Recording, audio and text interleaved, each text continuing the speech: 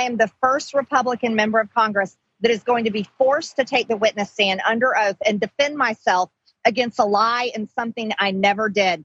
And so this is a precedent. It's a very dangerous precedent. I cannot believe that I'm being forced to do this. I can't believe this judge has not thrown this case out and seen it for what it is nothing but a big funded scam for the Democrats trying to control our elections.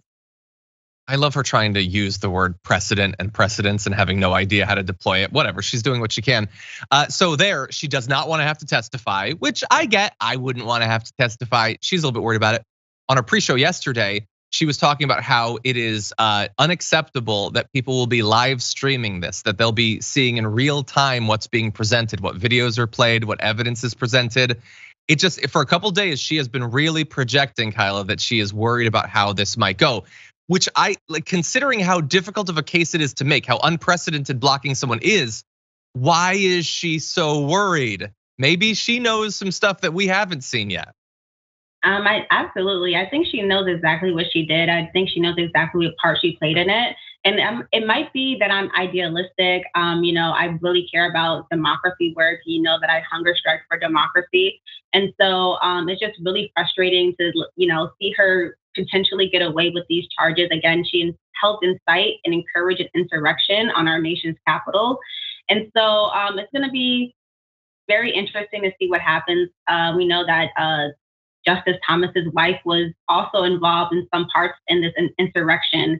And so, and he's like, a Supreme Court justice, and he didn't have to recruit himself. And I don't know if he's going to see any consequences. And that's in the highest court of the land. And so we'll see what the course, holds on Friday. Hopefully there will be some, signs of accountability, but I'll remain hopeful. Yeah, we'll see.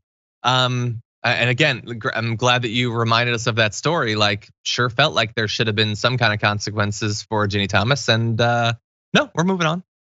No issue. By the way, we were talking in a production meeting this morning. Mike Lee, who sent all those text messages, like saying, like, give us ammunition. How are we going to overthrow the government? Give us something. We got nothing. Nothing's come of that.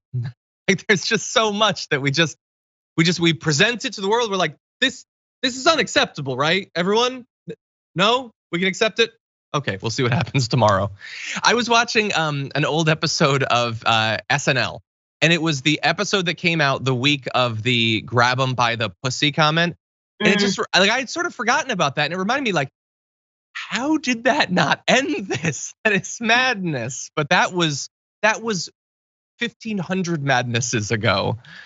I'm starting to think that our government is like a never-ending SNL skit. It's a ridiculous. It's just that goes on. It's just so it's just insane what we have to deal with. Anyway, we're gonna see really fast. I did want to respond. I saw a comment that was like, if you're telling the truth, then why are you worried to testify? Look, I understand, like, philosophically, I sort of get that. It's still inconvenient. And by the way, there are sham lawsuits that would be super, like, time consuming and all that. So no, like, you could have an issue with something even if you're telling the truth. In this case, though, you are right. I mean, based on the evidence we're seeing, you can't say that a case hasn't been made, even if I hadn't remembered some of the evidence originally. Anyway, we're gonna see what happens tomorrow. We'll be giving you our reactions.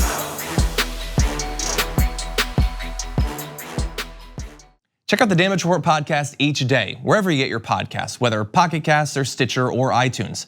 You can join me as I give you the news and stories you want, with a range of co-hosts and interview guests jumping in on the fun each day. Again, that's the Damage Report, wherever you get your podcasts. And if you get them at iTunes, don't forget to rate and review. Sometimes I'll read them live on the show.